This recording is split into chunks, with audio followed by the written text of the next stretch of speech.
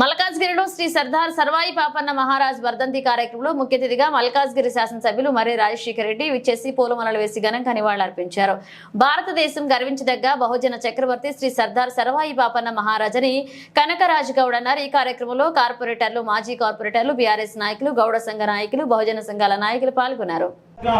విప్లవ నాయకుడు శ్రీ శ్రీ శ్రీ సర్దార్ పాపన్న జయంతి సందర్భంగా ఇక్కడికి విచ్చేసినటువంటి వర్ధంతి సందర్భంగా ఇక్కడికి విచ్చేసినటువంటి గౌరవ పెద్దలు, శాసన సభ్యులు అన్న మరి మా రాజశేఖర రెడ్డి అన్న గారికి, అలాగే ఇక్కడికి వచ్చినటువంటి బహుజన నాయకులందరికీ పేరు పేరున నమస్కారాలు తెలియజేస్తూ, మరి ఆనాటి బహుజన విప్లవ వీరుడు సర్దార్ సర్వాయి పాపన్న గౌడ్ 12 మందిని సైన్యాన్ని, అంటే బహుజనులను 12 మందిని ఏకం చేసి 12,000 మంది సైన్యాన్ని తయారు చేసి మొఘలులను ఓడించి భారతదేశ చరిత్రలో ఒక మహారాజు, ఒక బహుజన నాయకుడు, మరి గోల్కొండ కోటను మరి రాజైనటువంటి గొప్ప నాయకుడు అని చెప్పేసి ఈ సందర్భంగా మీ అందరికీ గుర్తు చేసుకుంటూ తెలియజేస్తూ, మరి ఆనాటి నుండి ఈనాటి వరకు బహుజనులందరూ పోరాడే ఒక నాయకుడు, ఆయనను ఆదర్శంగా తీసుకొని తెలంగాణలో కూడా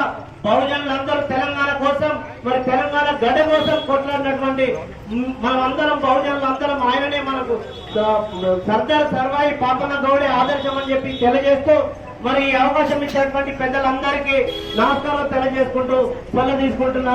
జై సర్దార్ సర్వాయి పాపన్న మహారాజుకి, సర్దార్ సర్వాయి పాపన్న ఆశయాలను. థ్యాంక్ యూ అన్న. ఇక్కడ